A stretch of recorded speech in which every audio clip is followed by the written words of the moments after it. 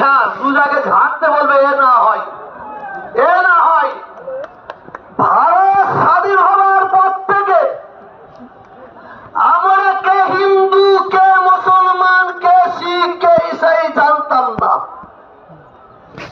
এই বিজেপি সরকার ক্ষমতায় আসার পর থেকে এই বিজেপি সরকারের একটা ইস্যু, মন্দির মসজিদ, হিন্দু মুসলমান। আমি কেন্দ্রীয় সরকারকে জানিয়ে দিতে চাই, তুমি যত খেলা